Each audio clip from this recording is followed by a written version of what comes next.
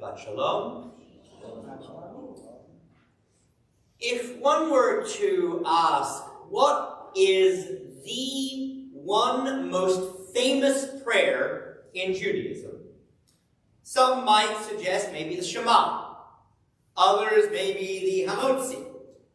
We do before the bread. But I would argue that the most famous prayer in Judaism is the Kaddish.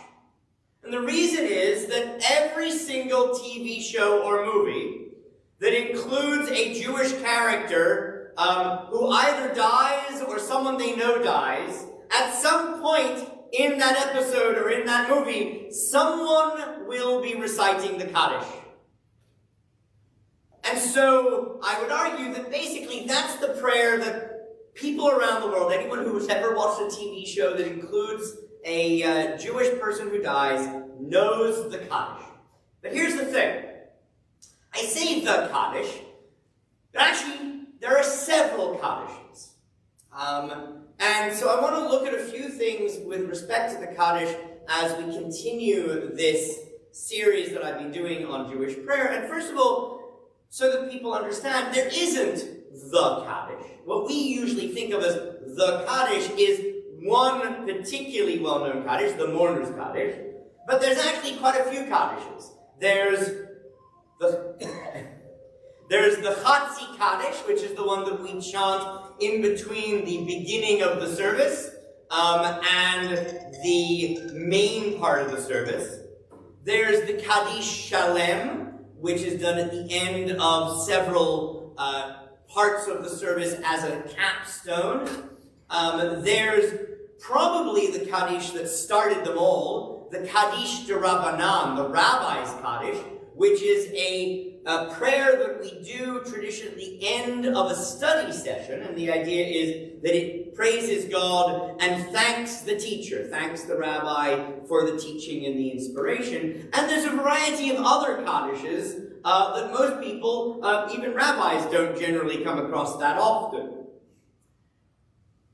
And as I said, the origin of the Kaddish seems to be in that original Kaddish de Rabbanan, a prayer that was done in the study house, and for various reasons, probably partly because study is such a significant part of Jewish tradition and practice that it was so commonly said that it just became very well known, and on top of which it is one prayer that is said in Aramaic, which at the time would have been the lingua franca of all the Jews, and therefore would have been the language that everybody, no matter how educated or uneducated they were, would have known, and it would have been a popular prayer, a prayer that everybody could say, and so it just became incredibly popular. And what seems to have happened is that over time, the rabbis decided to take this same prayer and said, if everybody's saying it anyway, we may as well repurpose it to a variety of different things. But the one we know best is, as I said, the mourner's Kaddish. But the mourner's Kaddish is a little odd. And anyone who has attended a funeral that I have done will have heard me say that the intriguing thing about the mourner's Kaddish is that it never actually mentions death. So we have a prayer that is intricately connected to the idea of death and mourning and remembrance of those who have died, and yet it talks about God's glory, God's majesty, the glory and wonder of creation, of praising God, of the comfort and strength that God gives us, but it does not mention death, which means that there's this odd gap, a disjunct between the prayer we say, the words we recite, and the actual reason we're doing it. So the question is, why is this prayer used for this purpose that it doesn't actually mention? And what can we learn from the fact that in this moment of remembering the dead, in these moments of grief, we don't actually talk about death, we talk about the glory of God and the majesty of creation. So the first question, why is it connected to death and mourning, is probably because in the Talmudic era, there was a tradition, a custom, that when someone died, you would spend time in the period of mourning and in the house of mourning studying in their honor. That was the highest honor one could give, was to study Talmud, study Mishnah, study some aspect of Jewish tradition in their name and in their honor. And therefore, if, as I said, the Kaddish Rabbanan was the most common prayer that one did connected to study, it just became normally attached to death and mourning and developed from there. There's also an aspect where somewhere along the line, based probably on certain midrashim that tell of rabbis who meet the spirits of the dead and are told that they are stuck in this world unless someone can pray for them, that from this a tradition arose that the reason one says the Kaddish, and the reason it's about praising God and praising the glory of God and not death, is because its purpose is actually for those who are left behind to praise God and thus essentially convince God to allow your loved one to go to the world to come, to have their place in heaven because of your fervent devotion to them in reciting Kaddish for them.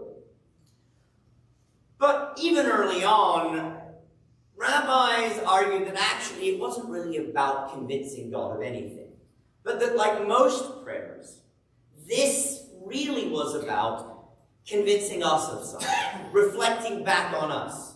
So that essentially, when we recite the Kaddish for the purpose of trying to get our loved one into heaven, what we're really doing is reminding ourselves of our devotion to our loved one, reminding ourselves of all they did for us, reminding ourselves of why we love them, and thus reflecting that back on us so that we always remember them and live better in their name.